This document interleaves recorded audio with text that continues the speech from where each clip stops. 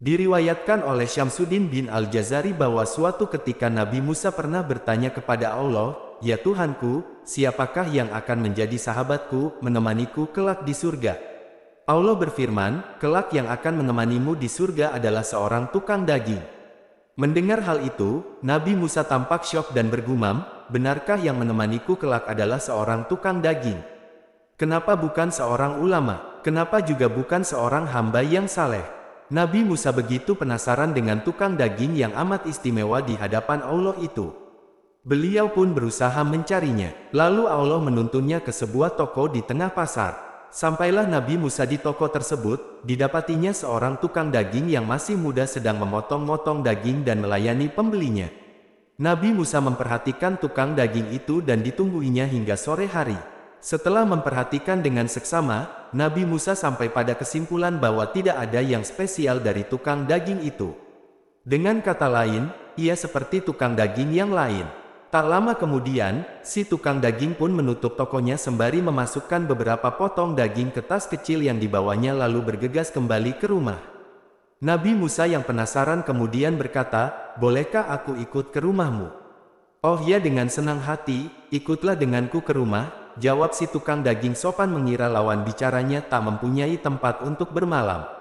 Sesampainya di rumah si tukang daging, Nabi Musa melihat seorang perempuan tua sedang terbaring lemas di sebuah kasur yang terletak cukup tinggi di atas. Si tukang daging lalu meletakkan barang-barangnya dan menuju ke dapur untuk memasak daging yang dibawanya dari toko. Sambil menunggu daging matang, ia kemudian menghampiri perempuan tua tersebut lalu membasuh wajahnya, membersihkan badannya, mengganti bajunya, dan menyisir rambutnya dengan penuh rasa hormat dan cinta.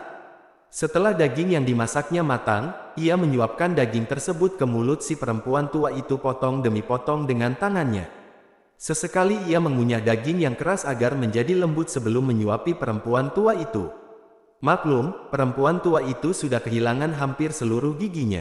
Kemudian si tukang daging memberi minum ke perempuan tua itu hingga beliau merasa puas dan tersenyum. Akhirnya, si tukang daging mengangkat si perempuan tua berbaring ke tempat tidurnya. Saat si perempuan tua digendong, ia tampak membisikkan sesuatu ke telinga si tukang daging yang lantas membuat si tukang daging tersenyum bahagia. Nabi Musa menyaksikan semua ini dengan penuh takjub. Setelah perempuan tua itu tidur, Nabi Musa pun bertanya kepada si tukang daging. "Siapa perempuan itu?" tanya Nabi Musa penasaran. "Beliau adalah ibuku," jawab si tukang daging. "Lalu apa yang beliau bisikkan padamu?"